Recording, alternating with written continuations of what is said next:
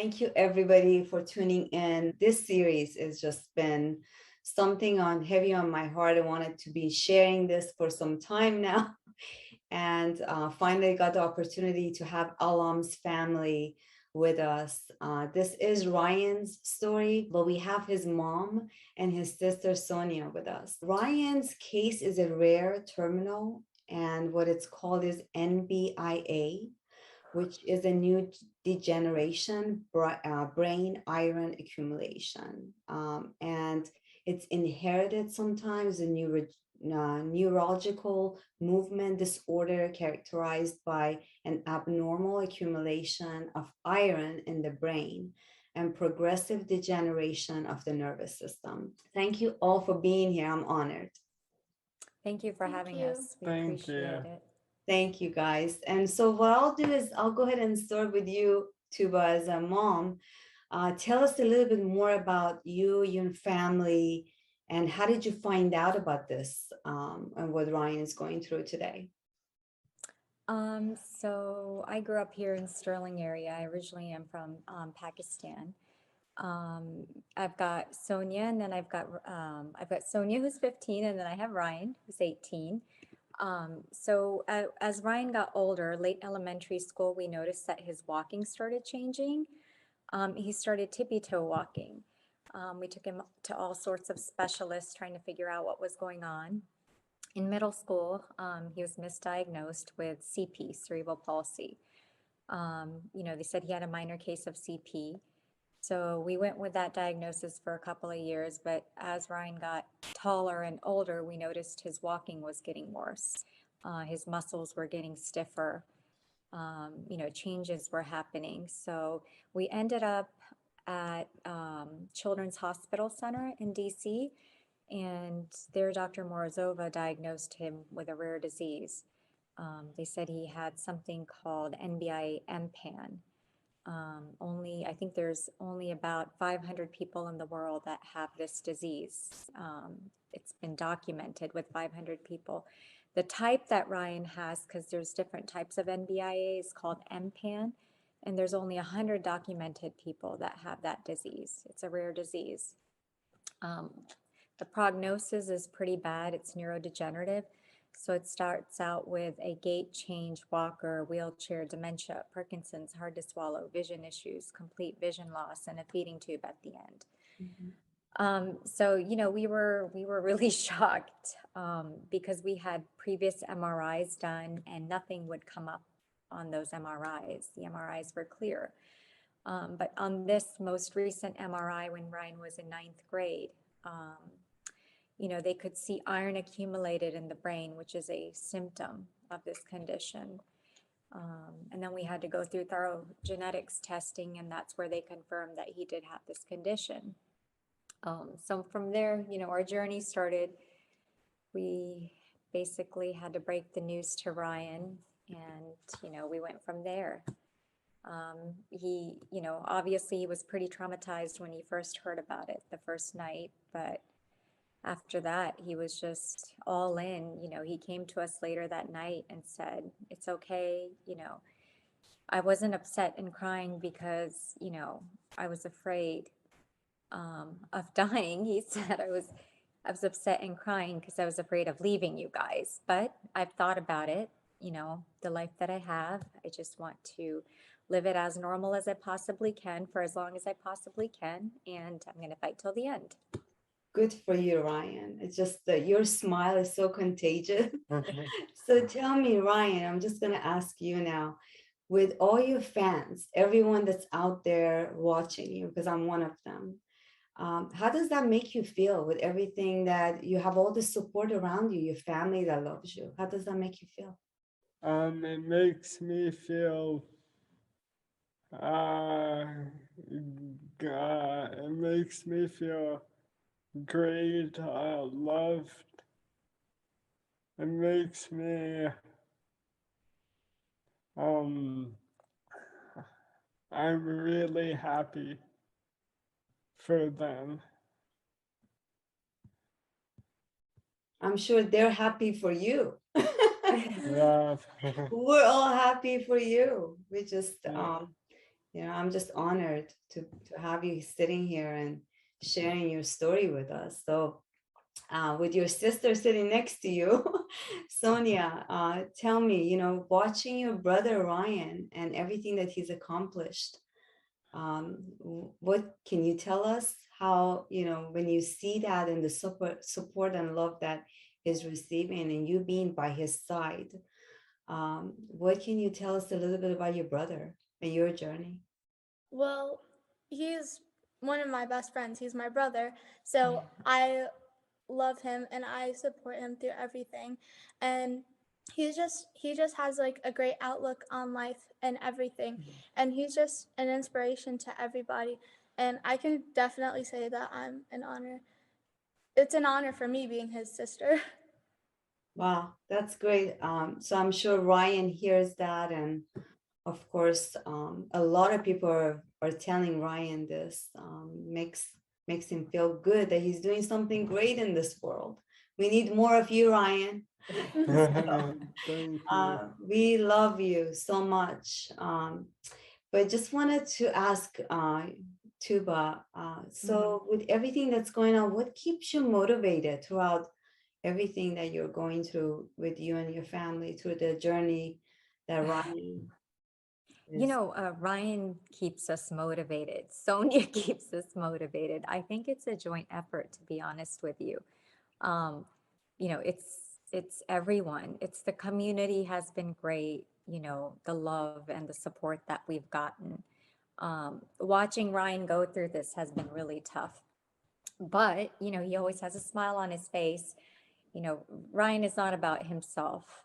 Even like you asked him, how does it make you feel? And I think at the end he said something like, they like it or they love it.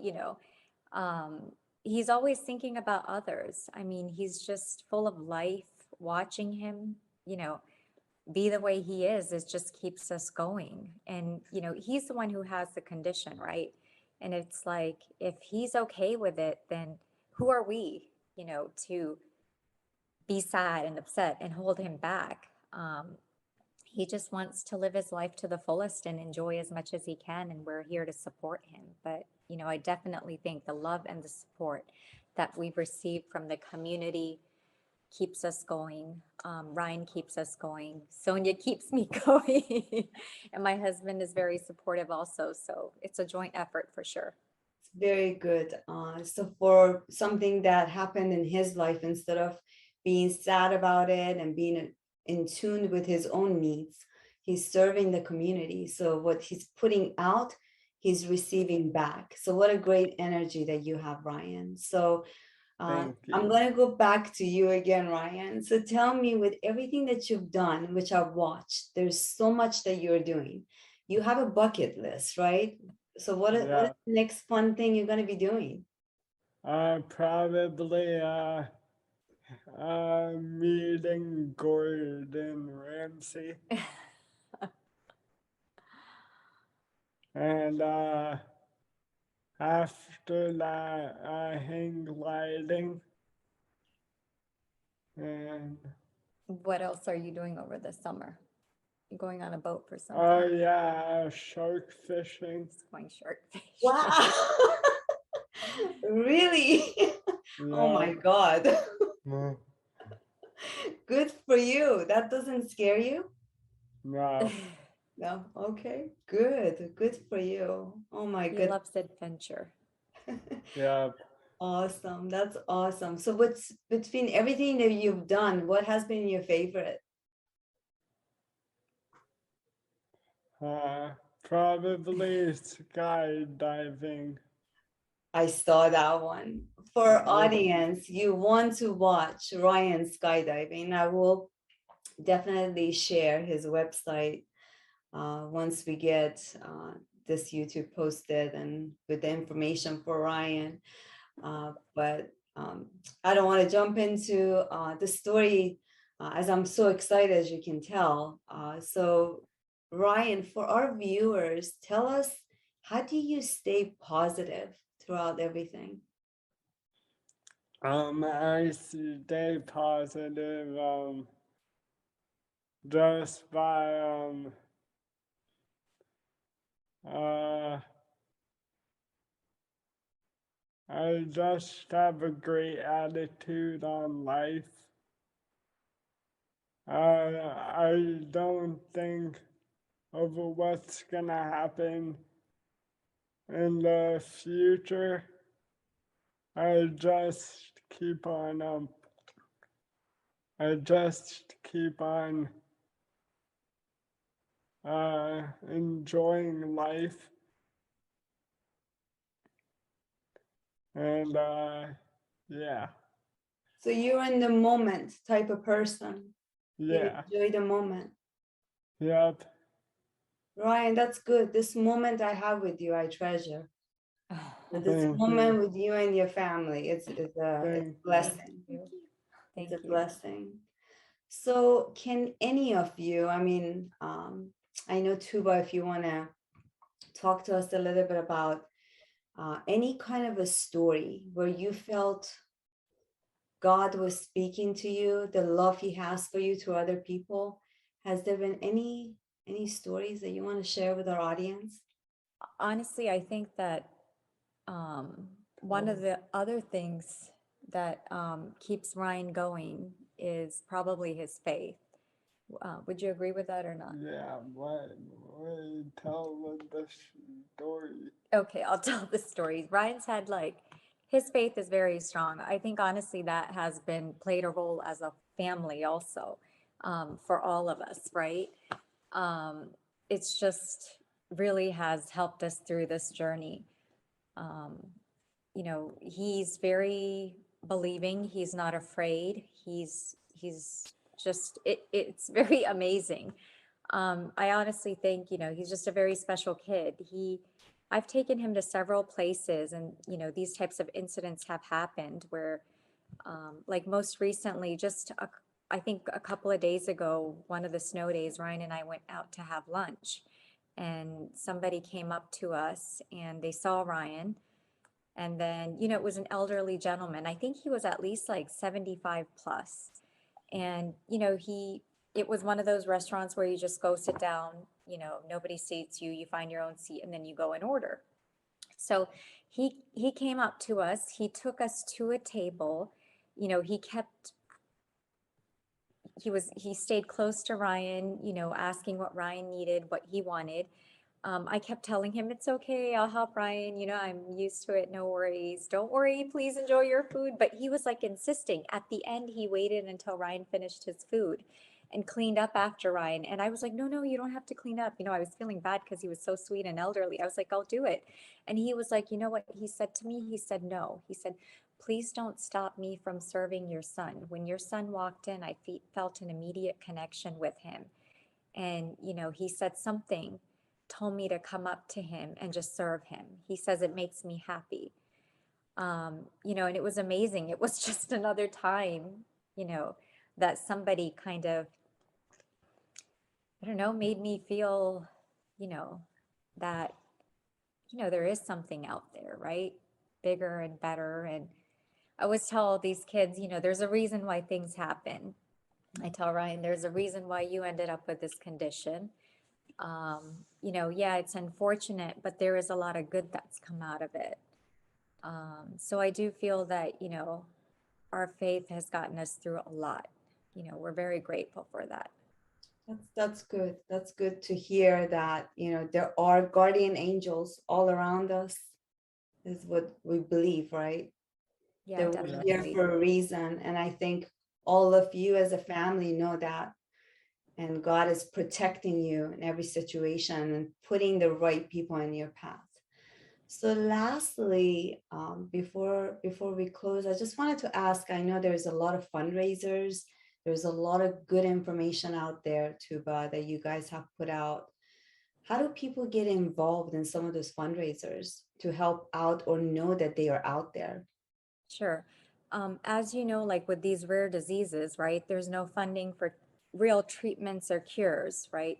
So when Ryan was diagnosed, we were basically told, you know, we can treat his symptoms, but there's no cure. So to us as parents, we were like, you know, there's got to be something we can do for these kids. You know, treating the symptoms isn't just, it's basically to a parent putting a bandage on their child, right? So from there, they came up to us children's and they said, you know, if you can fund research, then we are willing to research the disease and find treatments and cure for this condition. So we were on board with that, seeing what Ryan was going through, seeing what other families have gone through and how hard it is. We were completely in, but we needed to fundraise a lot of money. So, you know, that's how we got involved into fundraising. And it's just, it's all about awareness. You know, we have different types of fundraisers, we sell raffles on different ones, or we just ask for donations. You know, how you can be supportive is help spread awareness for these types of diseases, because honestly, these diseases don't get any money for funding. Pharmaceutical companies are not interested because there's no money to be made. You know, it's pretty much left on the parents to come up with the money, if you want any kind of real results for your child. And, you know, I feel as a parent, my heart just broke, you know, watching this happen and not being able to do something. So please help spread awareness if we're having a fundraiser, or if anybody is having a fundraiser, especially on a rare disease, donate. 100% of the money that goes into the MPAN research with Children's National, 100% of that money is actually used for research. We're not keeping any percentage of it. You know, so please donate to these causes, because you are the hope that we have for these kids. You know, donate by attending a fundraiser or just going on to the website, and, you know, it's a tax deductible donation. And helping spread awareness. You know, some people can't donate. Help spread the word. You know, awareness goes a long ways. Yeah, well said, well said. Thank you so much. And, you know, for the audience that want to know more and want to get in touch with you guys, Tuba and Ryan, what would be the best form? I'm on Facebook. It's Tuba Alam. You can follow Ryan's story there. We're always posting updates. You can Google hashtag Be Like Ryan. And then you can also go to www.childrensnational.org /cure MPAN, and you'll see Ryan's story out there also.